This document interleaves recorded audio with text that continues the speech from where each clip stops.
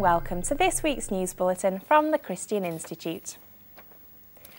A judge has ruled that a Christian owner of a bed and breakfast broke equality laws when she refused to allow a gay couple to share a double room.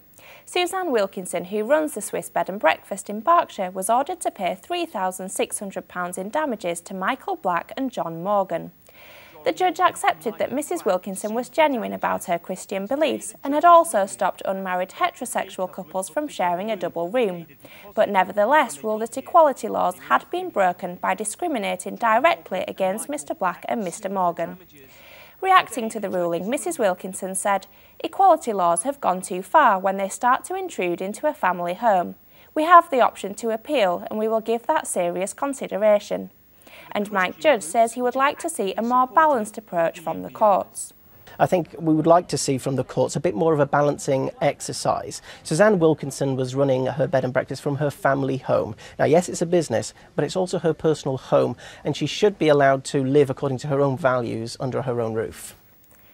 Christian housing manager Adrian Smith, who was demoted after posting on Facebook that gay weddings in churches was an equality too far, has been in court in Manchester this week. Mr Smith is seeking to recover lost earnings from his employer, the Trafford Housing Trust. He claims the trust infringed his right to free speech and acted unlawfully in removing him from his managerial post, cutting his salary by 40%. But bosses at the trust say they took the disciplinary action against Mr Smith because he had broken their code of conduct and that they considered his actions gross misconduct. Hugh Tomlinson QC, representing Adrian Smith, said that his comments were clearly his personal views and that the whole thing is a huge and extraordinary overreaction. Rowan Atkinson has given his support to a campaign which aims to reform a controversial public order law. The actor and comedy star was speaking at a parliamentary reception for Reform Section 5, a group which is campaigning to protect free speech by removing the word insulting from Section 5 of the Public Order Act. The Act currently outlaws insulting words or behaviour, but what exactly constitutes insulting is unclear and has resulted in many controversial police arrests. Mr Atkinson outlined the problem. The clear problem with the outlawing of insult is that too many things can be interpreted as such. Criticism is easily construed as insult by certain parties. Ridicule easily construed as insult. Sarcasm, unfavourable comparison, merely stating an alternative point of view to the orthodoxy can be interpreted as insult. And because so many things can be interpreted as insult, it is hardly surprising that so many things have been.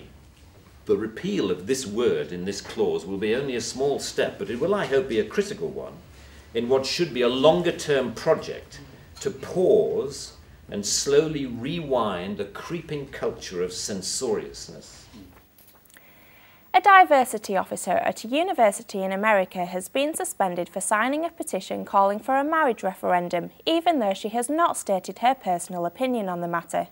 Dr Angela McCaskill was placed on leave from Gallaudet University while bosses investigate her. She says that no one had a right to decide what her signature meant.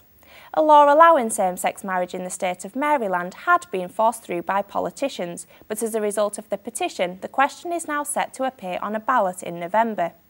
University President Dr Hurwitz says he suspended Dr McCaskill because she took part in a legislative initiative that some feel is inappropriate for an individual serving as Chief Diversity Officer. But Dr McCaskill denied this, telling a press conference that she signed the petition so voters could make up their own minds on the issue. This situation has rapidly spiraled out of control. The university took this action against me because I was among 200,000 people that signed this petition. I exercised my rights. I felt it was important that we as the citizens of Maryland have an opportunity to vote. Some news in brief now. A new research has revealed that Scotland has the second highest percentage of teenage abortions in the world after Cuba. The findings show that girls aged between 15 and 19 account for nearly a quarter of the total number of terminations in the country. Norman Wells, director of the Family Education Trust, says he thinks there's a contraceptive culture, making girls and young women feel they have a right to have babies to order and that they are free to dispose of any that would interfere with their chosen lifestyle.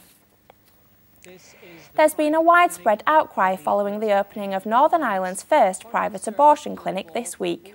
Sexual health charity Mary Stopes claim they will provide terminations within the province's strict legal framework. Currently, abortion in Northern Ireland is basically only allowed to save the life of the mother. Northern Ireland's Health Minister Edwin Poots has said he is seeking legal advice to determine how the service will be monitored. A scientist has been awarded a Nobel Prize for pioneering ethical research into stem cells which doesn't destroy embryos. Professor Shinya Yamanaka from Japan was motivated to come up with an alternative to embryonic stem cell research because he caught a glimpse of an embryo at a friend's fertility clinic. He said, "When I saw the embryo, I suddenly realised there was such a small difference between it and my daughter's. I thought, we can't keep destroying embryos for our research. There must be another way." Professor Yamanaka received the prize for changing adult cells into stem cells. He shared the award with Professor John Gurdon from the UK, who began the research. And finally, a pregnant mother whose life was in the balance and turned down a recommendation to abort her child has been talking about her ordeal. Natalie Lander went into a coma after a car crash last year left her with multiple injuries, including a broken back and brain injuries. When Mrs. Lander came out of the coma, doctors told her that she had been 4 weeks pregnant at the time of the accident. They also said it was unclear whether she would walk or talk properly again and recommended she consider an abortion. Natalie said, "When I found out I was pregnant, I was torn between being overjoyed and terrified. The doctors recommended that we could consider terminating the pregnancy, but we wanted to fight for our baby." Mrs. Lander and husband Marcus were not willing to give up so easily, and now, having amazed doctors with her progress, she has given birth to a healthy boy named Max. Well, that's all for this week. For more information and regular updates on all of our stories, plus much more, visit our website at christian.org.uk. Until next time, goodbye.